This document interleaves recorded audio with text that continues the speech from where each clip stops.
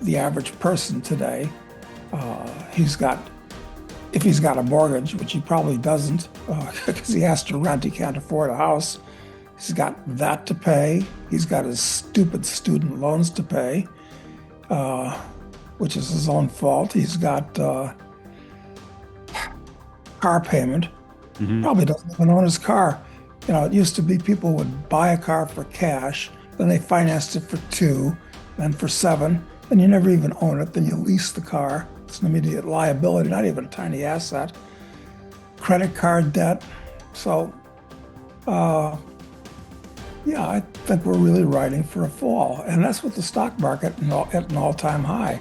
And with interest rates in real terms, still very close to historic lows. So I don't Well, see any way out of this. So there are trillions and trillions, I don't think anybody knows how many, dollars that are outside of the US. They're often called euro dollars. They're owned by foreigners. They don't have to own them. They're not legally obligated to use dollars as Americans are within the US. Uh, and at some point, they're going to say, wait a minute, these things are hot potatoes. I want to unload them. But everybody will probably feel that way at the same time. So where are all those dollars that we've been exporting to keep our standard of living up? mm, After all, we print the dollars and they send us real stuff. And that comes to an end. Those dollars are all come back to the US. But I think we're looking at a massive bull market coming up in these teeny weeny little gold stocks.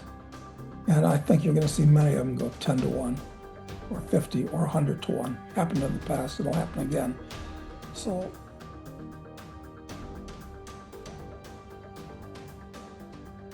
you're watching CapitalCosm. My name is Danny. It is November 10th, 2025, and my guest today is one of my favorite people to interview, actually. It's Doug Casey. We just got done talking for about half an hour and forgot that we had a podcast to record. So, Doug, thank you so much for your time, my friend. How are you?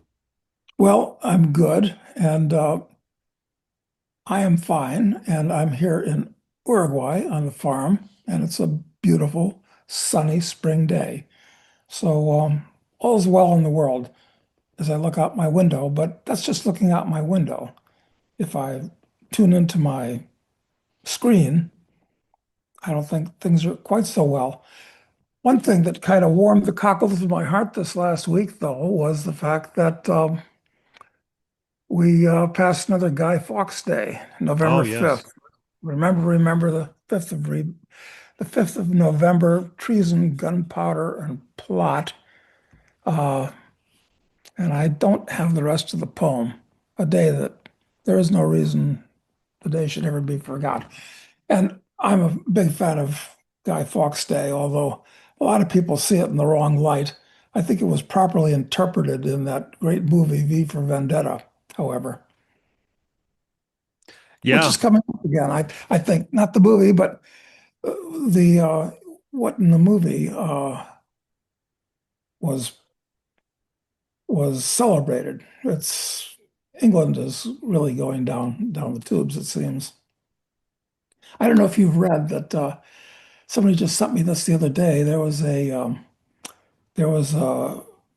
matron, perfectly ordinary English woman, who just asked a question, or anyway, she was tried and sentenced to 2 years in jail for saying that she didn't want to pay taxes to support all these migrants that are invading the country.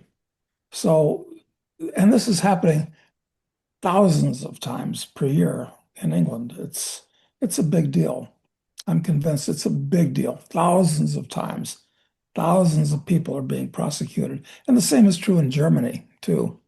So anyway, we were talking about where's a good place to hang out these days, and I don't think Europe is one of them.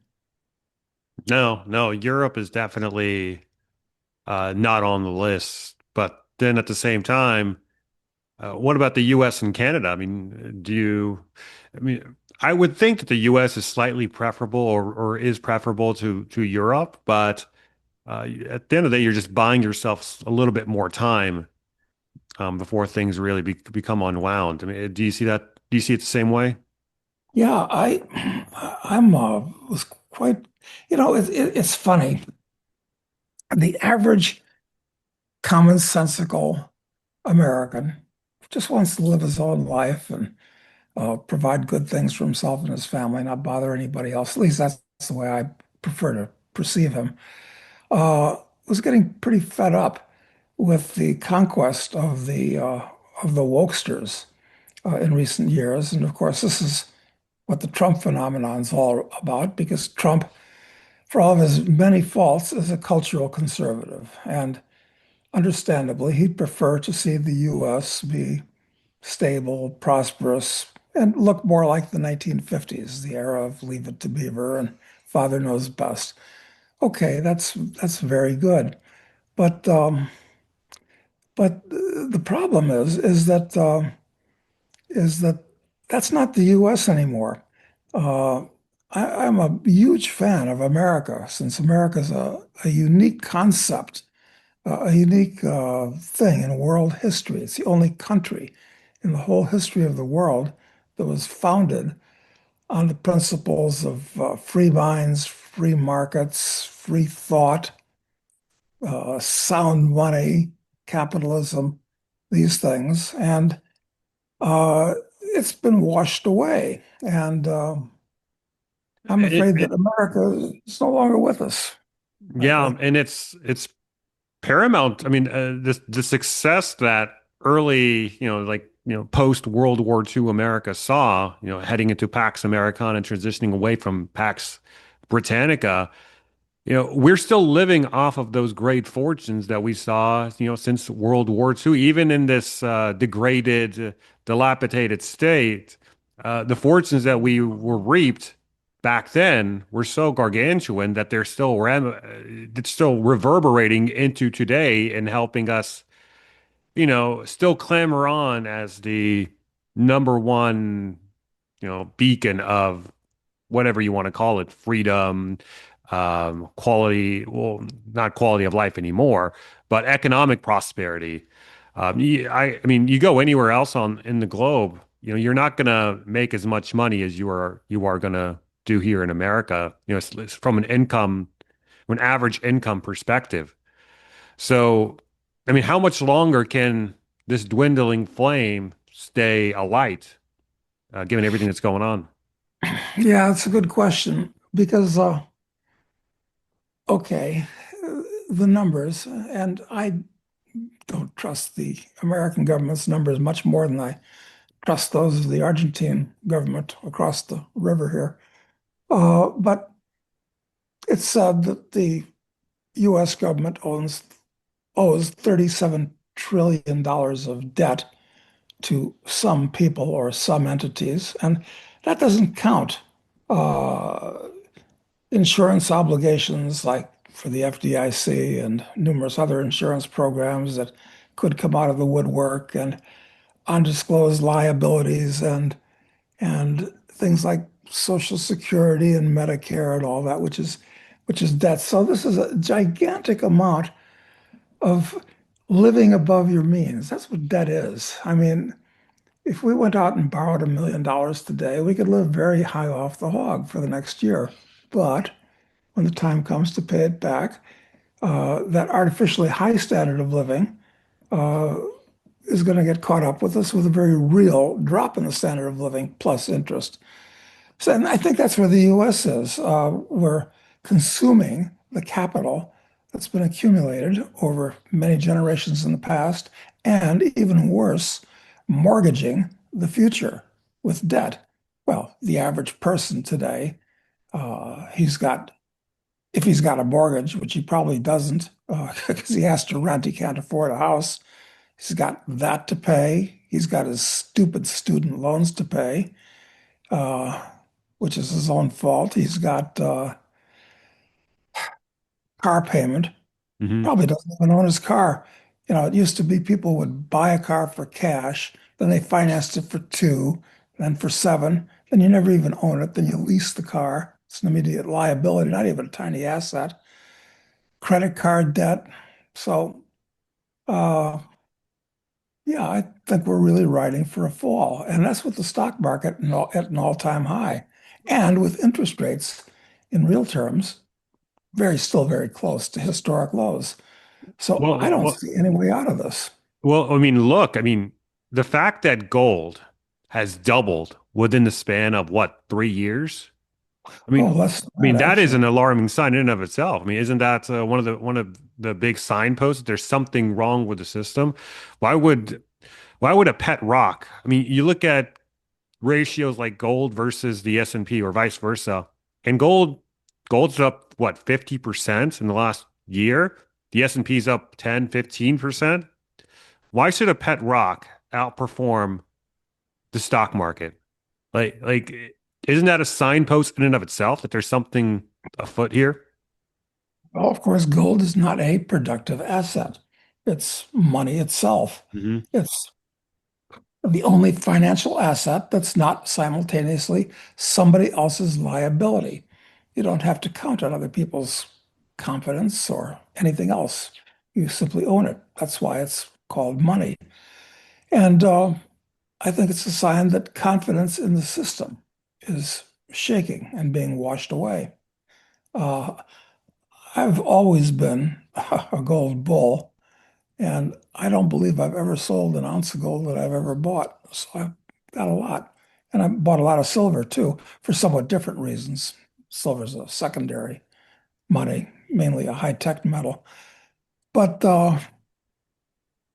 yeah, what to do right now? I think a lot of people are worried about their standard of living and what's going to happen in the future, and they don't know what to do about it. Uh, I think all you can do is to try to produce more than you consume and save the difference. The problem is, well, how do I save the difference? You can't save it in dollars because the dollar is a floating abstraction. It's a fiat currency. It's a figment of the Federal Reserve's imagination and competence. So even if you're a producer and a saver, if you save in dollars, you're going to get in trouble. So you got to find some other place to put your wealth. And most people, it seems today, are speculating in the stock market, which is, I guess, treated them well because the stock market's by far a huge all-time high, historic all-time high, unbelievable all-time high. But they don't know what they're doing, and it's been caused by the creation of trillions of new dollars. So I think that's going to end badly. So I've got to say, even though I'm a bull on the ascent of man and going to Mars and the planets and all this type of thing, and the increases of technology making things better, which it has for since the Industrial Revolution and so forth, I'm really, really bearish about the way things are going to come down over the next few years for all kinds of reasons. So, Secular bull market, but we're going to go through a correction. Does that sound about right? well, I would say correction is kind of an understatement. Yeah, Hmm. people, I'm sure most people are aware of the fact that when the bubble broke in 1929, the Dow Jones fell 93% from October of 1929 to when was the bottom? Was it well, it was about when Roosevelt fortunately got into office. He got lucky. He got into office just at the bottom, and it could happen again. You could have a collapse of that type. And it'll be worse this time because the dollar at least was redeemable in something real back then. Uh, Now it's not redeemable in anything in particular. Yeah, and you can kind of see it in the actions of the policymakers or central planners or people in the government, whatever you want to call them. They're talking about cutting interest rates. They're talking about ending quantitative tightening. They're talking about 50-year mortgages. They're talking about $2,000 stimmy checks. I mean, if the system and the economy was so good and without any issues, why would you need all of these goodies urgently? Like, if Well, I you're go to a quite correct. doctor and he prescribes me a bunch of medicine, I would presume that I'm sick. Yeah. So, so yeah. Well, not only that, but of course, uh, Keynesian economics, which is the kind of thing which is taught almost universally in colleges today, it's very unsound. It's basically nonsense. But looking at what Keynes actually said, Keynes said, and he believed the government should guide and manipulate the economy. I don't believe that at all. I think the government should have zero involvement in the economy. I just want to preface what I'm going to say with that statement. But what Keynes said is that, well, when things are bad, the government should stimulate, print some money, and make people feel good. And when animal spirits are out of control and it's a bubble, then they should withdraw, raise interest rates, cut back the amount of money. Okay. And it's reasonable within the false context of Keynesianism. That makes logical sense. But what they're doing now, we have a super boom in the stock market and lots of places. And they're trying to make it a super boom by printing up Mm. more money and lowering interest rates even more and sending out stimmy checks. I mean, this is actually throwing uh, fire. This is actually throwing gasoline on a raging fire. So they're doing the opposite of even what Keynes would say they should do. So I don't see how this can possibly end well. Of course, I Yeah. hope I'm. But the reason they're doing it is because, I mean, you would presume that they see something wrong with the system. I mean, they wouldn't need to do all this stuff or wouldn't need to announce that they're going to do all this stuff if everything was gung ho and cheery. Yeah.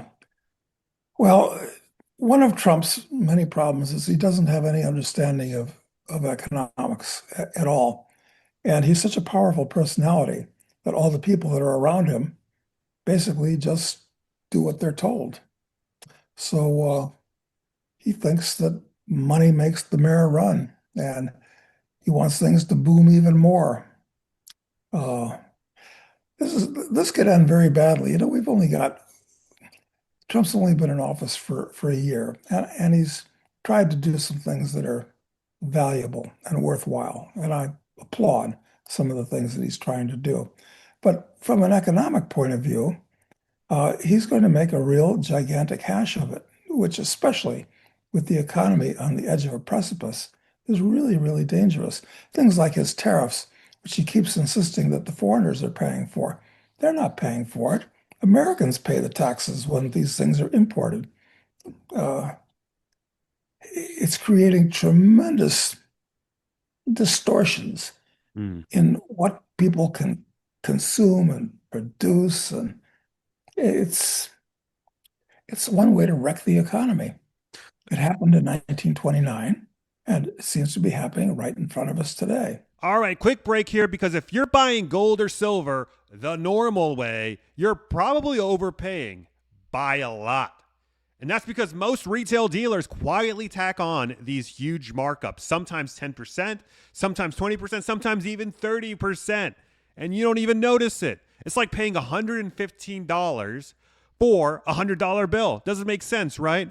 So that's why I've been using the Bullion Standard Pro. It's a membership that basically lets you buy precious metals at real wholesale prices. The same prices that dealers get. So no inflated premiums, no middleman games. Their platform updates every 5 seconds, straight from mints and distributors. So what you see is literally the real market. And here's the crazy part. If you buy something like this gold American Eagle, here's the amount of money you're going to be saving at the time of this recording, at least. So it basically pays for itself multiple folds on many occasions, depending on what you buy. And if you want to try it out, they're hooking up my viewers with an exclusive 10% off their first month. Just use promo code COSM10 at checkout. That's COSM 10 at checkout. So if you're stacking, investing, or just tired of getting hit with hidden markups, Check them out now. Bullion Standard Pro. Click on the link down below in the description box and use promo code COSM10. Now let's get back to the video. Doug, I want to get your analysis on what you think some of the downstream effects, whether good or bad, might arise from these proposed 50-year mortgages. Because I understand the argument that if you get a sufficiently low interest rate, you should naturally want as long of a mortgage as possible, provided that it outpaces it underpaces the rate of inflation, because then you could just take the savings that you would take and just reinvest it into the market or somewhere else. And by the time the loan matures, you'd actually still come out ahead because of your compounding interest on your other investments that you would get from the savings. But at the same time, there's also some backlash about this 50-year mortgage thing. What's your view on it? Well, look, first of all, a house is a consumer good. It's not a capital asset. Well, it can be, but it's really not. A house is like a much longer lived version of a toothbrush or a suit of clothes or a car. These are all consumer items that uh, eventually fall apart.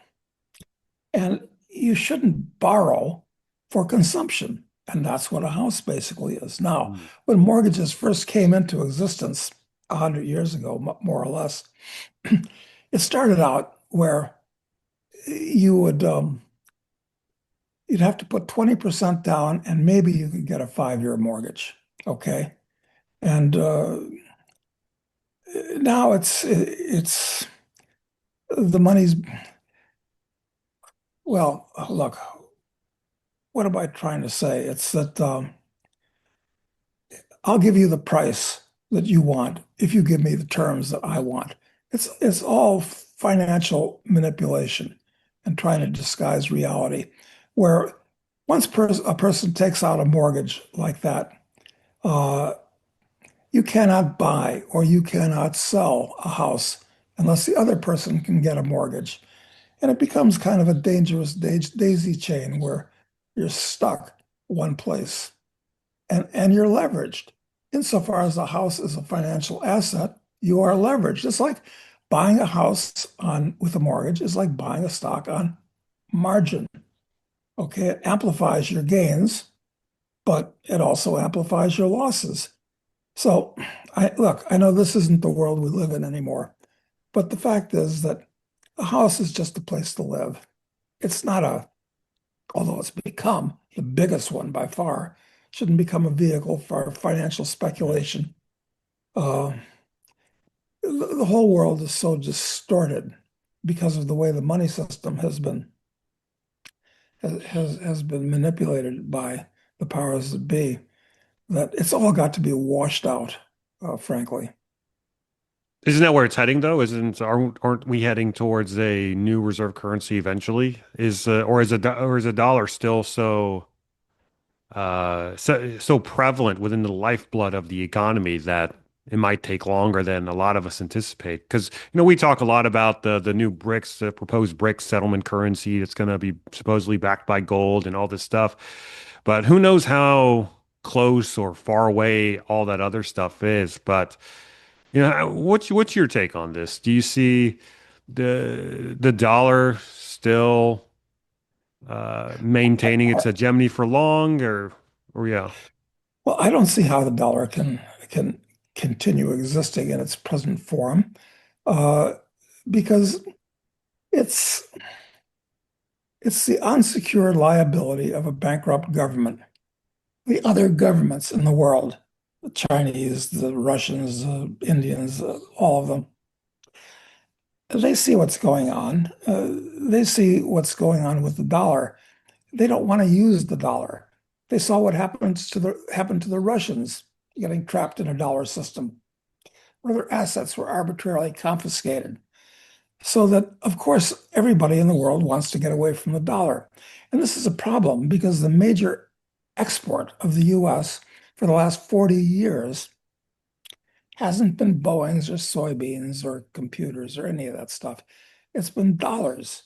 We send, this is what the balance of payments deficit is all about, a trillion, closing in on $1 trillion per year. Uh, we send people dollars and they send us Toyotas and Sonys and cocaine. So there are trillions and trillions, I don't think anybody knows how many, dollars that are outside of the US. They're often called euro dollars. They're owned by foreigners. They don't have to own them. They're not legally obligated to use dollars as Americans are within the US.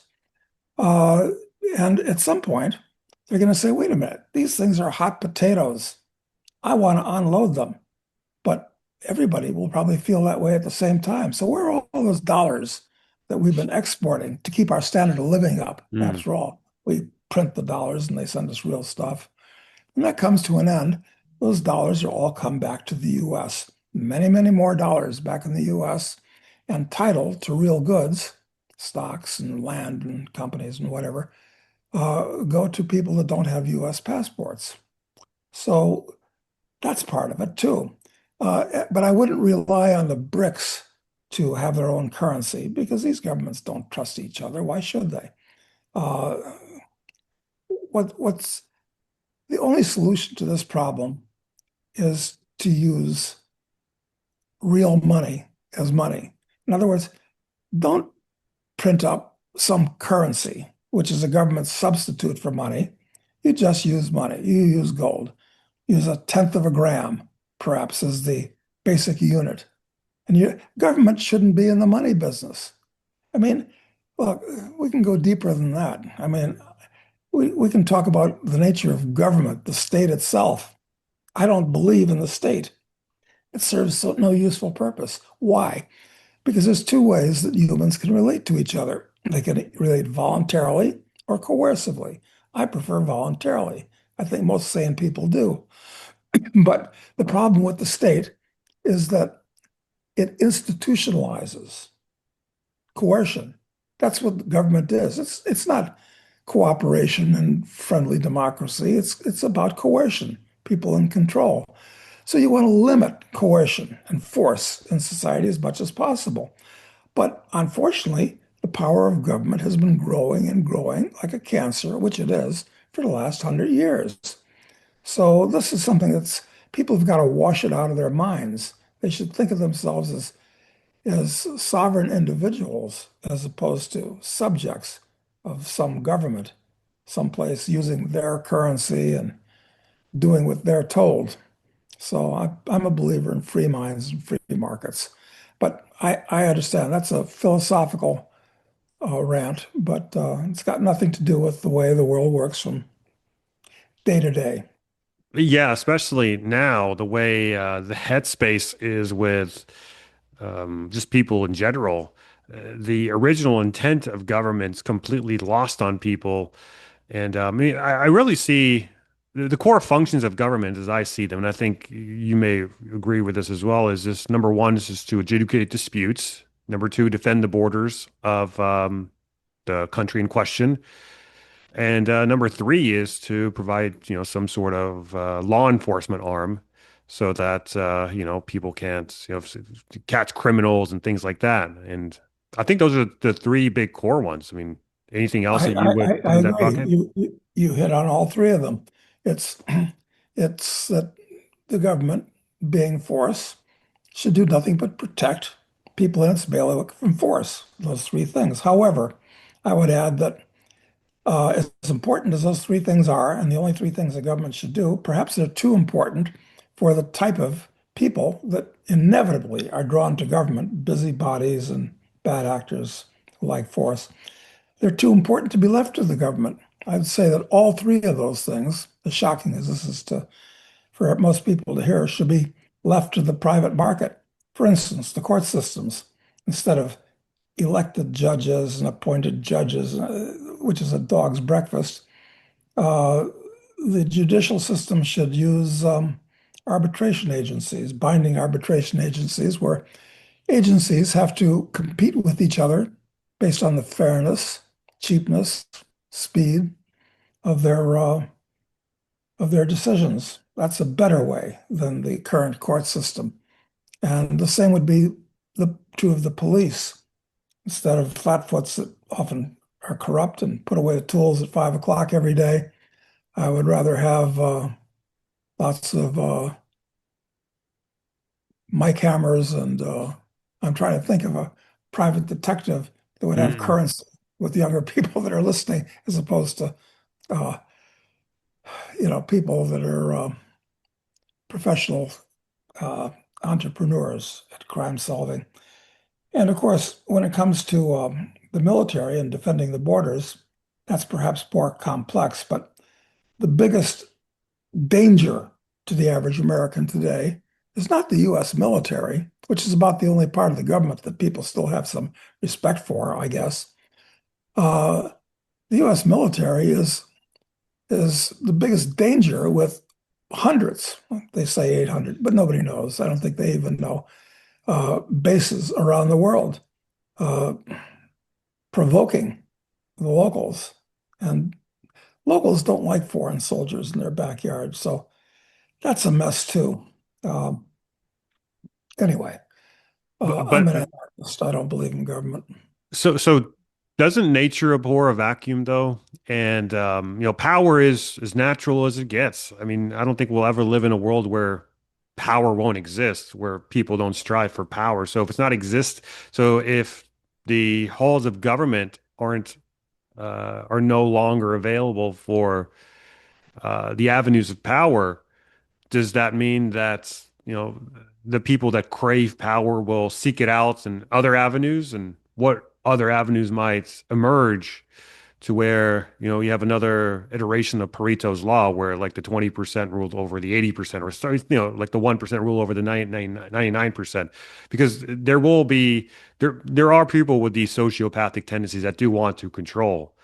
And if they can't find it in government, they'll seek it out elsewhere. Yeah, they will, but there's one plus of there not being a government. It's that government, by definition, has a legal monopoly on Mm, force. So at least they wouldn't have a legal monopoly on right. force, They although want to have they'll a still captive try to use it. audience. Yeah, so we gotta deal with things in the best way we can. So government's not the solution. It's actually the problem. But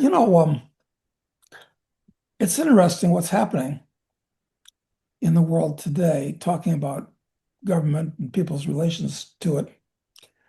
This thing with Charlie Kirk.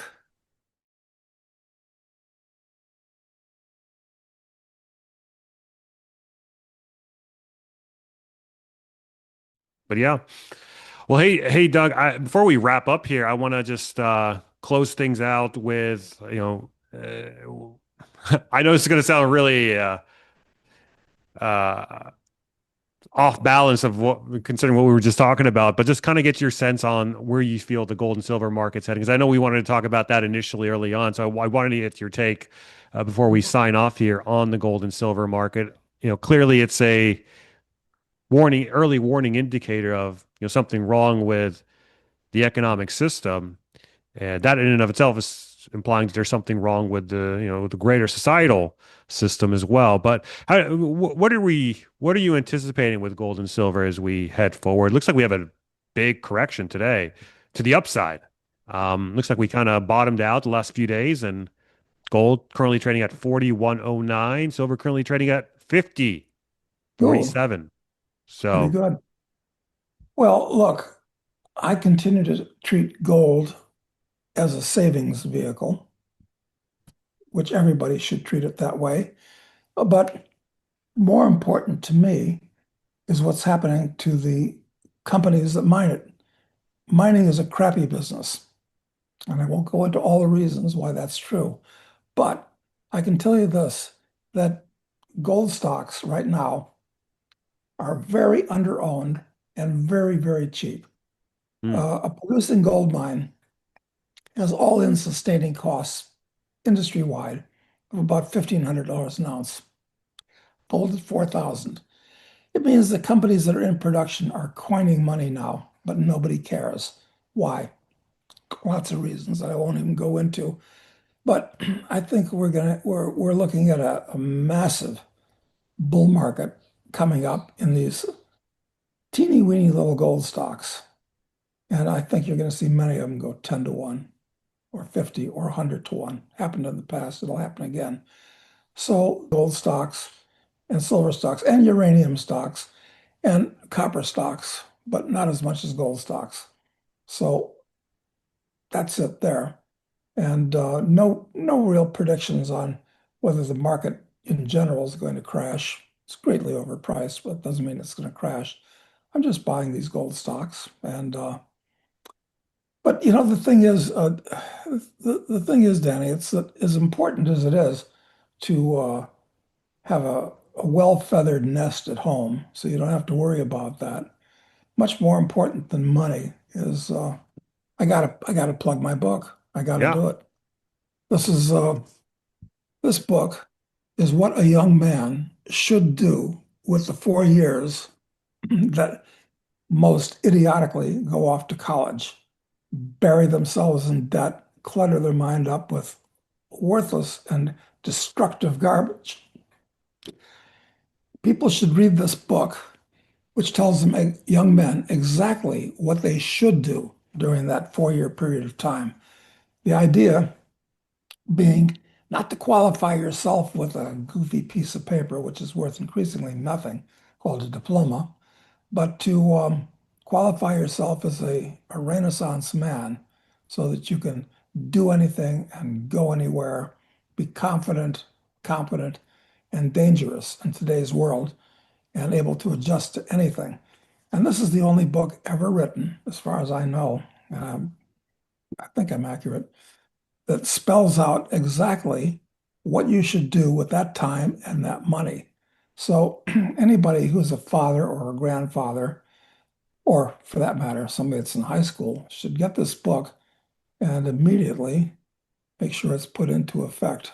It's on Amazon, and it's more important than money. Although Yeah. you No, probably I like mean, this book, money will come.